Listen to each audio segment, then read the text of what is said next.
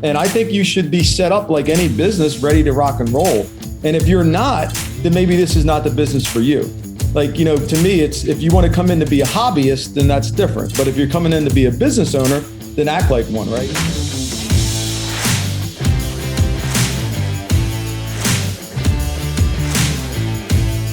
So the question is this: how do most agents find the secrets to succeed in today's competitive real estate market, especially when the top agents are keeping those secrets to themselves? That's the question, and this podcast will give you the answer. Hi, I'm Aaron Amuchastegui, and welcome to Real Estate Rockstars.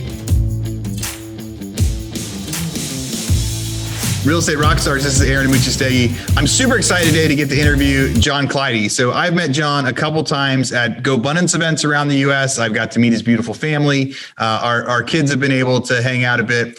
I'm also good friends with one of the guys that John works with, Mike McCarthy, and really happy to have him on here. So John has done a ton of stuff. He just had a new book come out this year, but he is the regional director, I hope I say this right, of New Jersey, Delaware, Pennsylvania. He also owns 6 offices, 4 title companies, manages like 10,000 agents for, Keller Williams. So John, did I miss anything there? Did I get that right?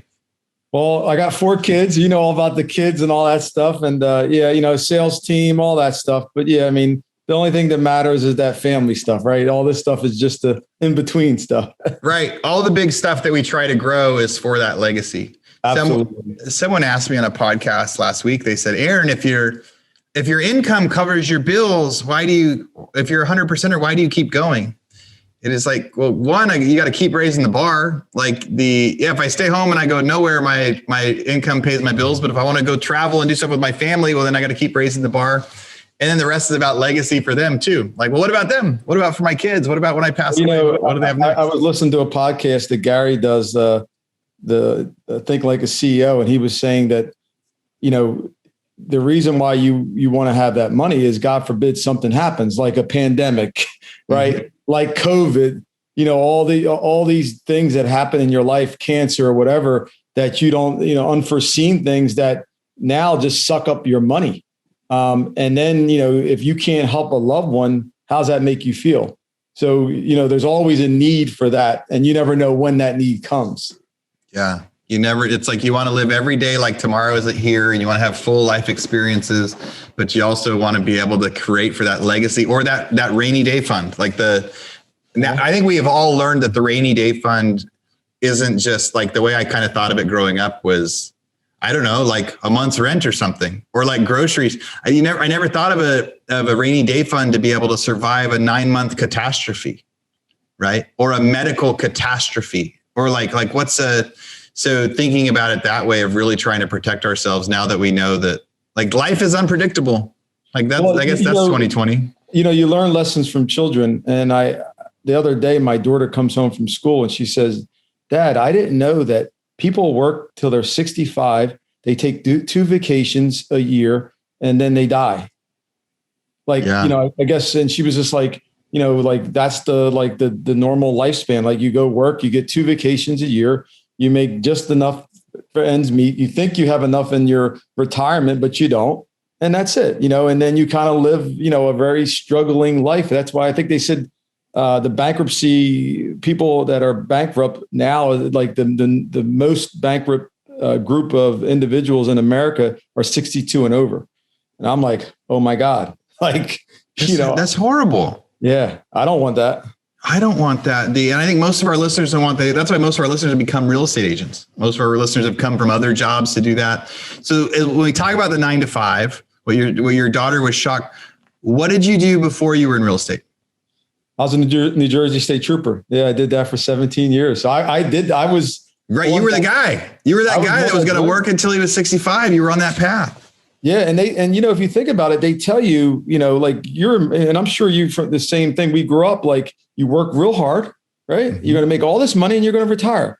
But if you really think about it, like if you do the math, like I knew, in 25 years what I would make. Like I know what my pension would be. I know what the benefits would be. And the truth be told, that's not enough to survive. Like 4 kids, colleges. You're going back to work. Period. Right. You started doing the math and you'd ask people, why are you still working at 65? And they're like, oh, because I have to. Yeah, it was really easy to think like, hey, that gets there. I mean, inflation and everything else really changes that. So you were a state trooper. You were working hard. You were a state trooper for 17 years. So you had literally started to build into, the pension and everything else. How did you get introduced to real estate? Actually, I became a trooper in 96. And then I became a realtor in 99. So I was doing both careers, dual career. Okay. For a while. And, eventually, and the book really tells that journey, leaving six figures, that journey from going both, I'm knocking down doors. I'm, having pork chop grease fights, all the gamut. I was an inner city undercover, I did the whole thing. And then all of a sudden I'm starting to grow this real estate career. And if you remember, the early 2000s, the market was going like this. Yeah. So timing was there. I started a little light investing. My sales business started to take off. And I used those troopers as my customers because, they're all young, nothing to do, in between their jobs. And I'd say, why don't you buy investment properties? And that kind of got that buzz going because, you get what I think at the time was 100% financing was big. Yeah. You can get up to 10 properties. Sure. What? Yeah. In 2002, 2003, ton of that. Yeah. And you can get 10 properties. So I had like cops, troopers buying from me like crazy. And then I started being busy as an investor and as a real estate agent and kind of doing both jobs. And then, then at some point you start to get that mindset shift. Like, why am I going to this job when I'm doing so good at this one?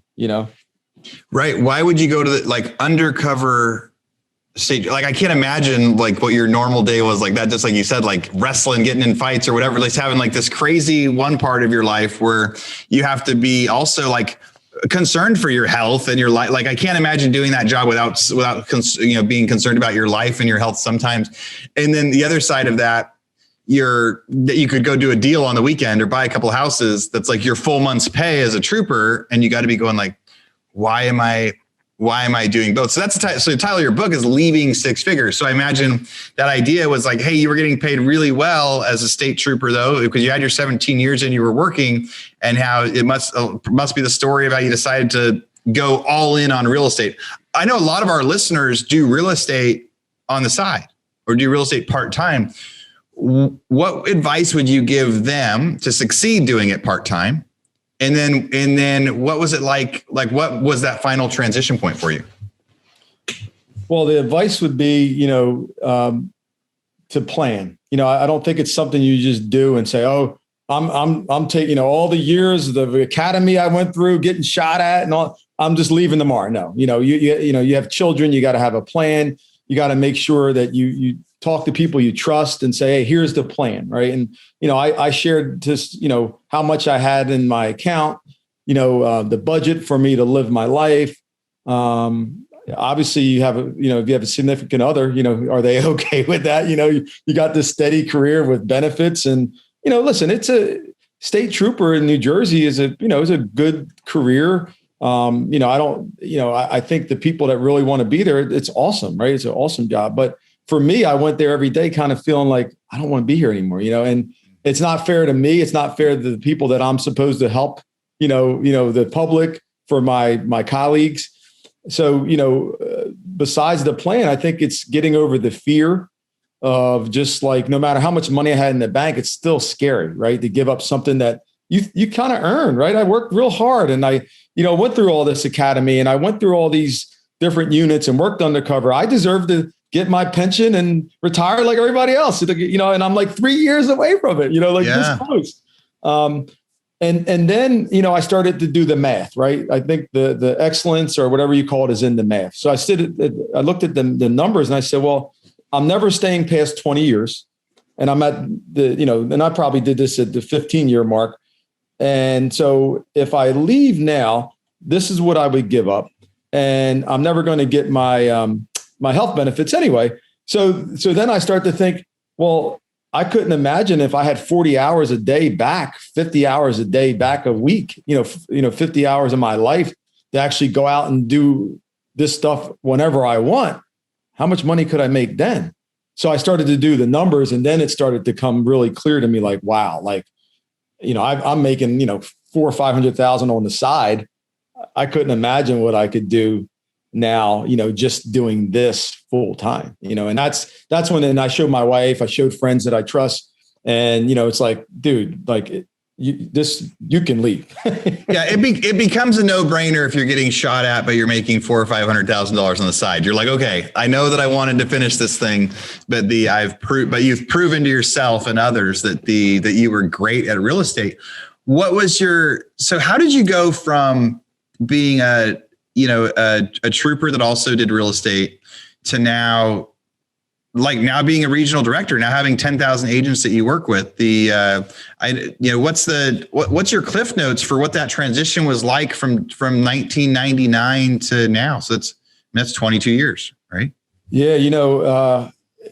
It was sad because, the mindset shift from me, from that trooper to, I was like 250 pounds. I think I'm like 196, 197 now. And, I was this big macho trooper, and, you have a different mindset. And as I started to turn into the business owner, that was different. And guys would talk about retirement with like 20 years left to go. They're like, I can't wait to retire. I'm retiring in, 20 years, 1 week and 3 days. And I'm like, dude, you got like a lot of years left. And they all talked about that kind of stuff all the time, like retirement. And I'm like, this is sad. Like you're supposed to be happy what you do in life. And you're sitting here talking about when you're leaving and when you're going on vacation.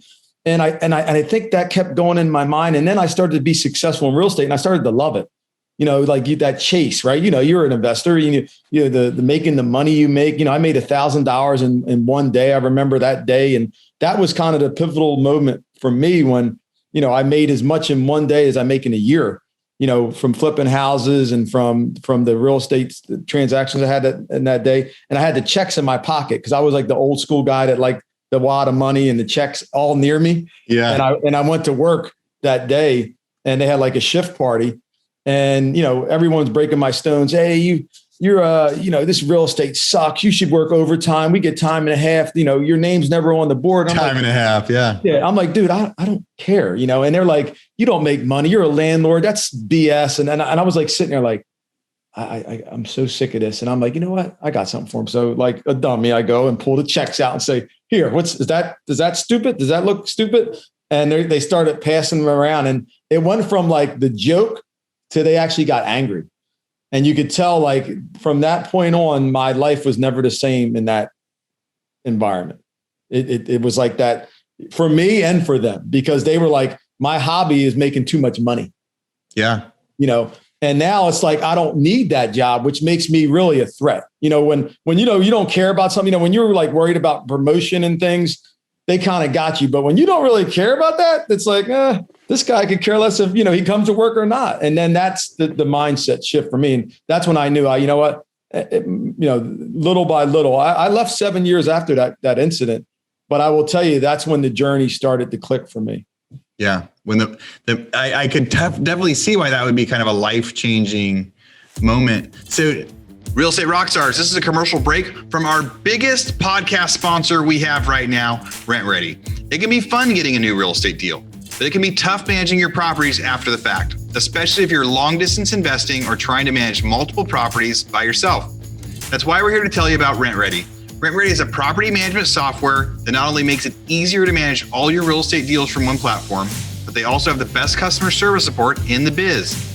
They're an all-in-one app that lets you easily manage properties, collect rent, list units, screen tenants, sign leases, all from your phone or computer.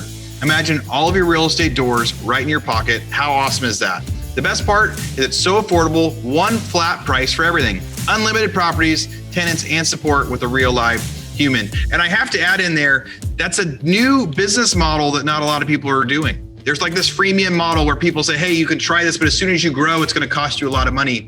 Or they kind of punish you when you get too many emails on your list or too many comments. They aren't going to punish you when you grow. They're not going to charge you more when you get 10, 20, 30 rentals. They're going to charge you the same when you have 2 or 3 as they will when you have 50 or 60. So you have a nice fixed cost, all software, all in one place. Check it out, RentRedi, RentRedi.com.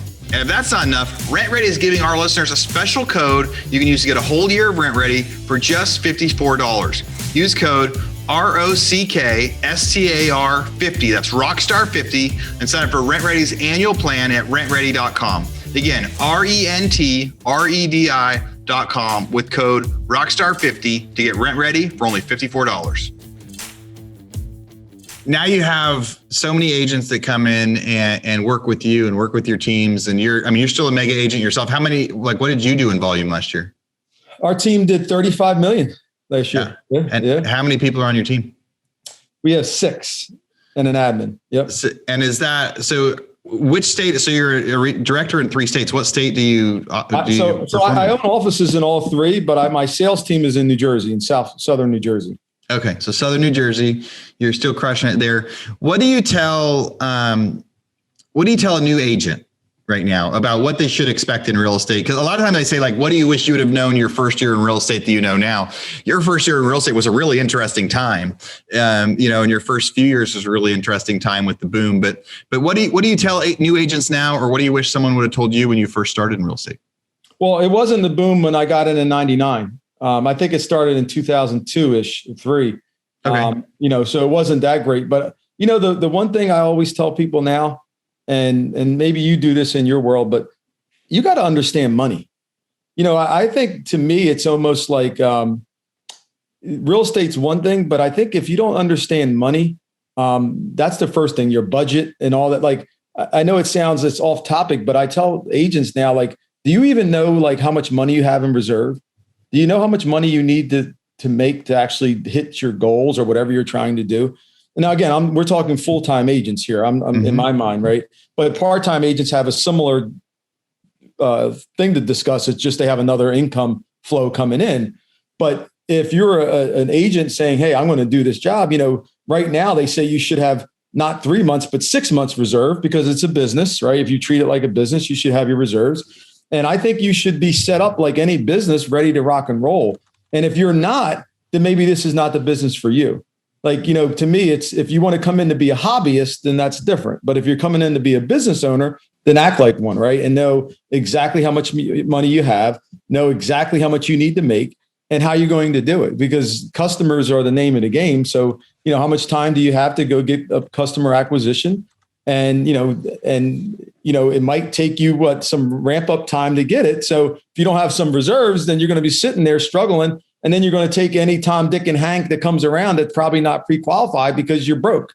And then you're going to really go into a spiral. So I think having it set up right at the beginning and have this mindset that I'm a business owner and I'm going to treat it like a business is how you start off at the beginning. And if you don't have that money, or you're confused or whatever, then maybe you join a team. Maybe you get part of a coaching program, or a productivity program. But you got to have your money and your foundation right and a plan before you do anything in life. I love the point you just made there. Part of why you need those reserves, or part of why you need to really understand your budget, is so you don't go down the wrong paths. Mm-hmm. So you're not getting the wrong client that that isn't going to be the best value, or so that you don't make the wrong decisions. When people are desperate for money, they just make bad decisions.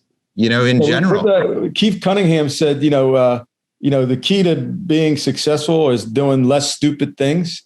Yeah. And when you got to feed your family, or you got to get money, you do stupid things, because you're not in a good state of mind. And if you have your reserves, then you feel like, okay, I got this. I got time to get better at my scripts. I got time at better of my follow-up. I got time to go do my door knocks. And you're not so stressed and pressurized. But if you are like that and you need that money and your family's counting on you, you could see why people maybe do things that they shouldn't do, and then they become I'm not saying they will, but the unethical pieces come in, and there you have it. So that's a big deal.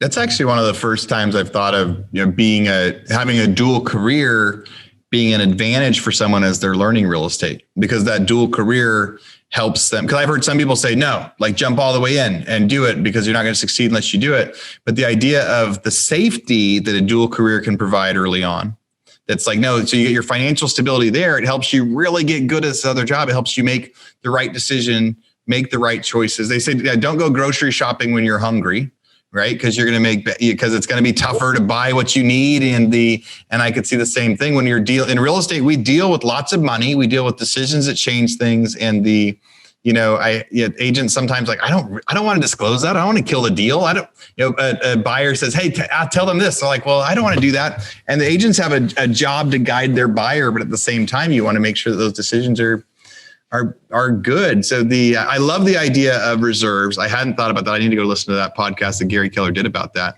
What was if you look back at 2020, what's like the number one way you survived 2020, or, that you're like, I think a lot of people for a month or two, there was hardly any real estate. Then all of a sudden there was a ton of it.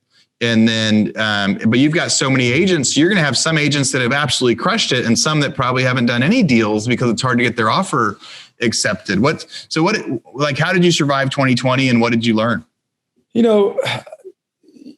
goes back to me being a state trooper. I experienced 9/11, right? And, I was one of the troopers that was sent to the Newark airport because that whole group was wiped out in the Trade Center. So I remember it like it was yesterday, when that happened, you kind of got to really refocus and get your mindset in the right place. And, I was a leader at the time being a state trooper, and I had to kind of not worry about me being scared and just be ready to lead and show the public that I'm okay. Right. And that I'm ready to rock and roll. And I think is no different for this COVID, this situation is we're leaders, and you own offices and you got to go there, and you might cry at night to yourself and you might have your dialogue with your family or whatever offline. But when you get in front of your businesses, they looking at you as the leader, and you got to show up. You got to be, for me as a regional director or an owner or my sales team,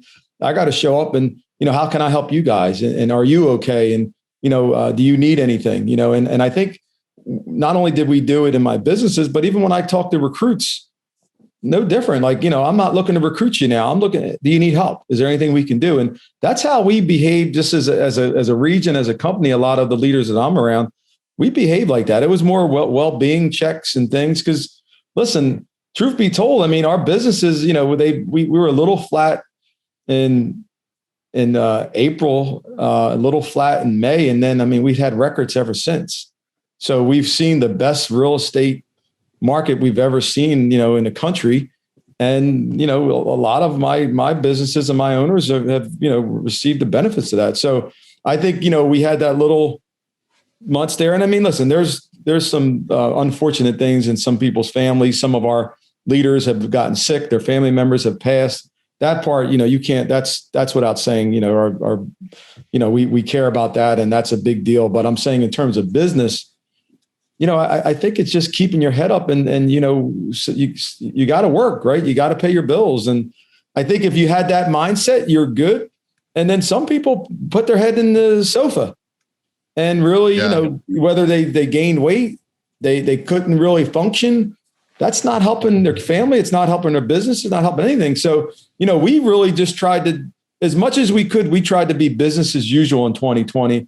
And the leaders that I've been around and my business partners that I've been around that acted like that, we've done well. The ones that didn't act like that, they were the ones that struggled. They were like shutting things down. They weren't doing things. They weren't promoting, growth inside their companies. And now they're, some of them are trying to keep their businesses open, so that's what I've seen is just, you had to check on people. And once they're good, let's go. Right. If you're good, let's go. If you're not good, let's help you. That's kind of how we behave.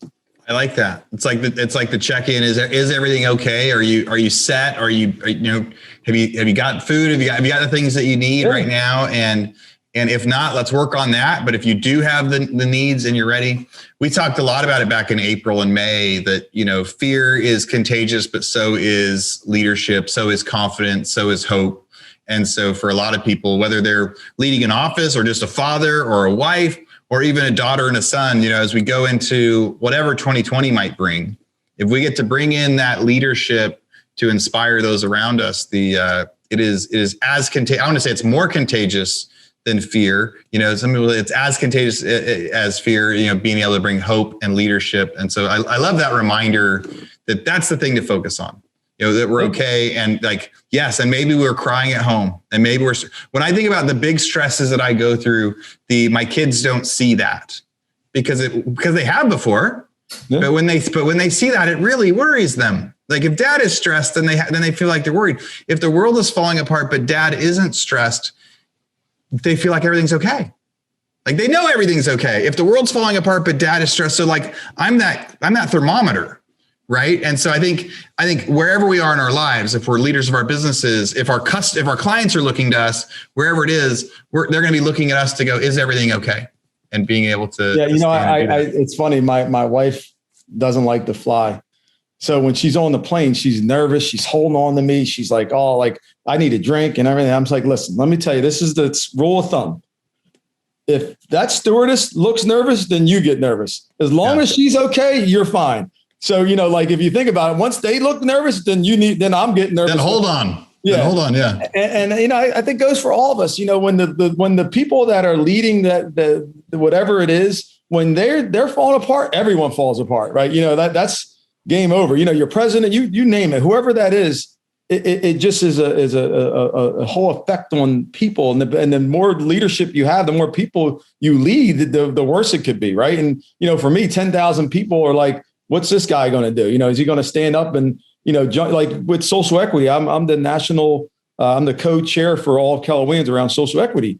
And, Gary Keller, we went right at it, as a company. And, we have a task force of a bunch of incredible leaders throughout the country that are really passionate about equity. And, we just went at it. We don't play, we just went right at it. And, we've already accomplished things that we haven't done in the 30 some year history of our company. We did in like 8 months. Yeah. So. Jumping in as that leader and taking on the tough stuff. And when they get to look up to you and say, what's John going to do? And people are watching no matter where we are in our lives on how we act. And I think that's probably one of my big reminders from 2020 for agents in 2021. What do you think what's the secret for the average agent to succeed in 2021? What should they expect? What should they be planning on? How should they do this? Well, I usually talk to like the big, the Mike McCanns of the world and all those big agents, because of my role. But recently because of this, the medium, we have this Zoom and we're able to talk. You talk to everybody. Yeah. So I've been talking to newer agents and I had this conversation with a younger group of agents and newer agents in the business.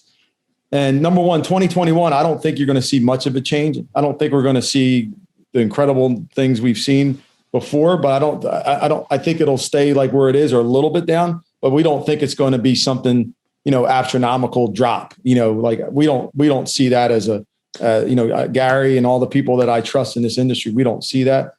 So what I would say is, listing inventory is down, everyone's saying across the country. So what's that mean is you got to knock on doors, you got to send letters, you got to go and find listings and they might not come find you now. Right. That's the difference. If people know that they can get 20% more return on their house, or if they really knew what their house was worth and, the rates are so low. I mean, anybody can buy now and get a great low rate. So, there's a lot of positives of being a realtor today, a new realtor today.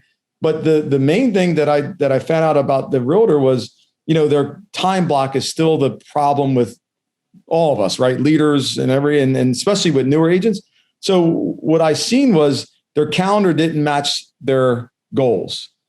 And I would say for any newer agent is, when you are going to go and do any business is what's your calendar say you're doing and who's holding you accountable to do that, right?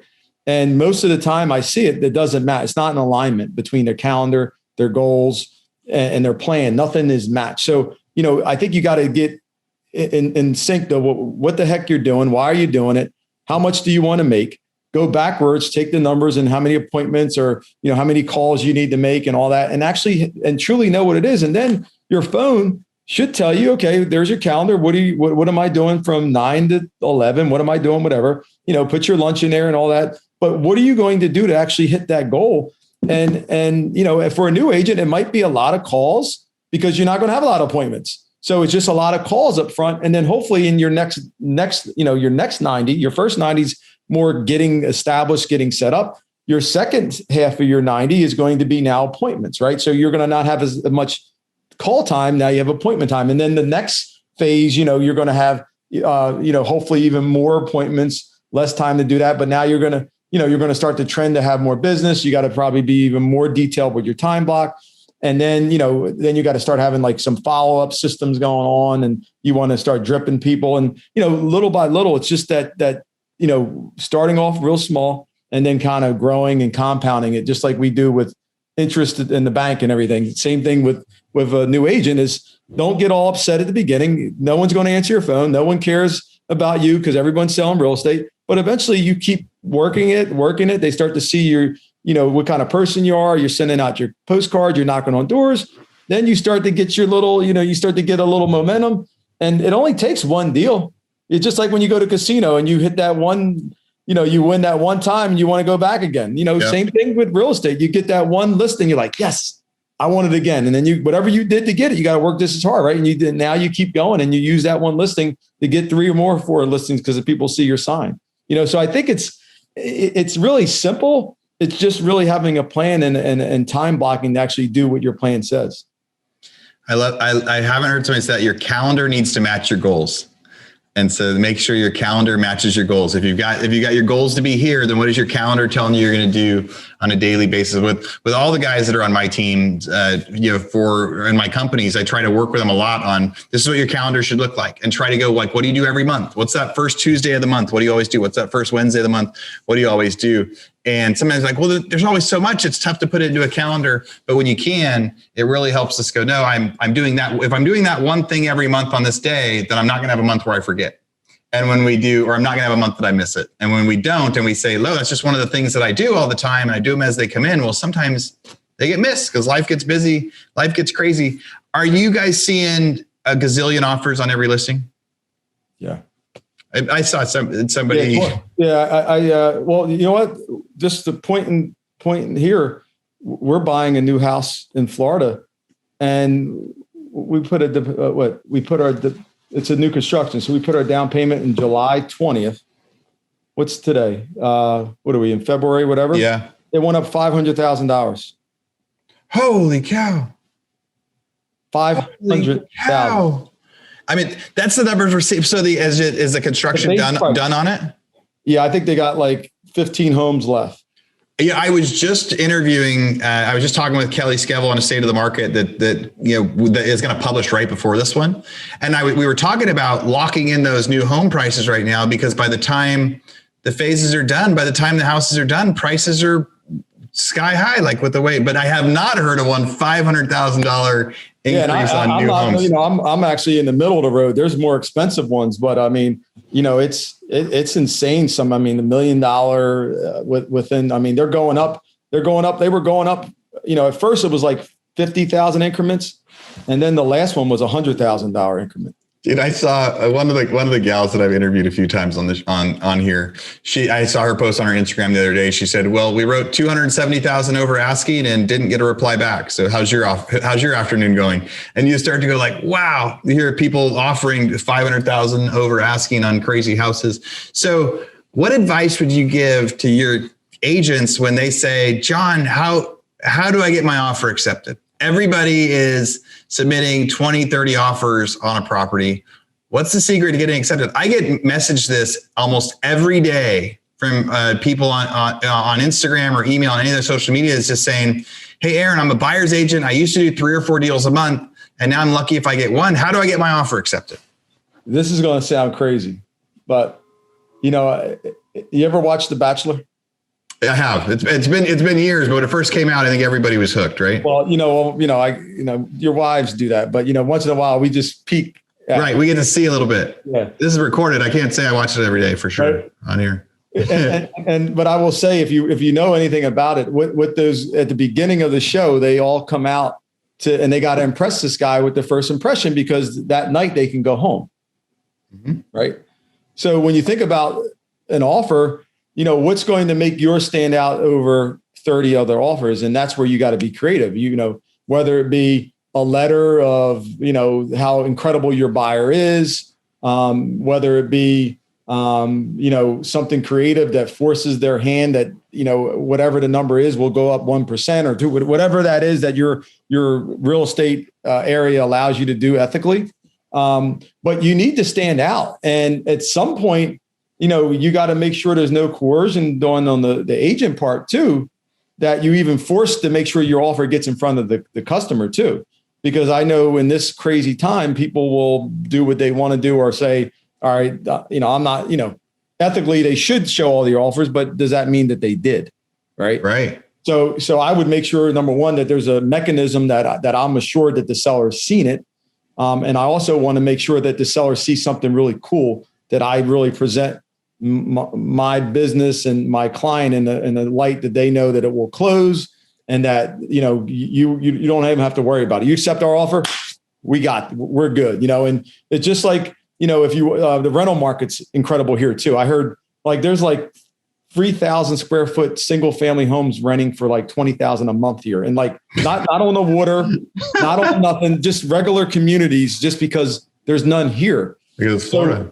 So what do? You go to the landlord and say, listen, I'll pay you a year up front, because you're trying to take out anything that could stop them from giving it to you. Right. So instead of just giving them, a month or 2 months advance, say, you know what, I'm going to give you the whole year. Yeah. Especially at a time when you can't evict people anymore. Yeah, especially at a time it's changing. You gotta make yourself stand out so you or your client look like it's a no-brainer. Because if not, then you're just like everybody else. I love that. So a few of the things that you said there. So one, that was make a good first impression. Think The Bachelor. You can get voted out that night. You've got 10 seconds to make a good impression. How are you going to do it? Make sure that your offer is getting seen by those listing agents, because I remember back in 2009, the reason we started buying houses on the courthouse steps was because we would write offers to the agents that had all the REO listings, and they wouldn't even look at ours. They wouldn't even submit. They would just tell their buddy, okay, you need to come in, $100 over these guys. So it was all the same buyers on all the same listings. They weren't showing everything. And so that actually happens. So I think some people would be like, does that actually happen? Yes. So you could write a full price cash offer or an over asking, and they won't even show it to the seller because of those relationships. So have a mechanism in there. And then you even mentioned some of those escalation clauses or something else. So what mechanism do you have to make sure because you can say hey, have them sign the cancellation, and agents could just be snarky and say, no, he's not going to sign the whatever, not the cancellation, but the non-acceptance, right? So if they're going to reject it, have them sign the rejection. Is there anything you can do to make them do that other than just pushing the agent and following up? That's where you got to be, ethically, you hope that they do the right thing. I guess that's where it comes in that, if you're a newer agent, that's where I guess you would have more of your limitation, because an experienced agent that's been around, they all trust that this person knows what they're doing. If you're a new name, they're like, I don't know who the heck this person is. And, I don't trust it'll even go, but I see John Clidy here, who's been doing this for 22 years. I'm pretty confident, if the same offers are there, I'm going to go with him. You just don't want to be that new agent that gets tossed and it never was seen, so I don't know what you do with that, because you trust that people do the right thing. And, I don't know. I try to look at the greener side of the grass instead of the darker side, and, hope that people do the right thing, and they have to deal with someone up above if they do unethical things. So I'll let that happen for me. Yeah. No, I like it, John. I think it's great advice. I love your story. I love getting to hear your story of going, hey, you were doing real estate on the side, and you were doing real estate for 14 years before you left being a state trooper. That is cool. I didn't realize that. I had already ordered your book. I told you before you came on, I'm going to go read it. The book, John's book, called Leaving Six Figures: The Dual Career to a Full Career. So, we've got tens of thousands of listeners that are doing real estate right now on the side. They have their jobs, and I think it sounds like that your book would be a great book for them just to go get to hear that. John, we also have people are going to reach out on the show. They're going to say, hey, I want to ask John about this, or I want to see some of the classes he's teaching, or learn more about becoming a part of one of his offices. What's the best way for people to reach out to you if they want to reach out to you after the show? Yeah, leavingsixfigures.com with the number 6. If they just go on there, they could reach out to me. I'll get back to them. They could send a message, join the community. share some tips. There's a big community, like you said, there's a big community of leaders, people out there that work in dual career. And, not even that, there's people, there's like, we've had women come up to us that are like in bad marriages that can't leave because they don't have money. It's really the same plan. The same plan, you try to leave a career, you try to leave a relationship, they're really similar. So, to me, this book meant more than I even thought, because now there's a group of people that are able to leave a bad situation because, you're going to plan the same way. You're going to budget your money. You're going to see how much you need, what's the reserves. And then when you actually leave, is this career going to get you the money that you need to do to thrive and provide for your family? And that's the thing. So leavingsixfigures.com, gets right to me. And if I can help them in any way, I love helping people. I've heard so many stories, sad and positive. And, I wrote the book so people don't have to be alone on that journey. That's a scary journey to be alone when you're hating every day going to work or whatever in a relationship and you can't get out or you feel trapped.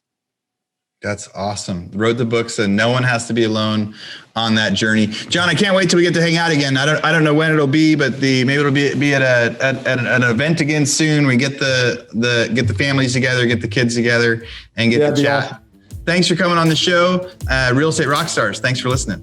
Appreciate it, man.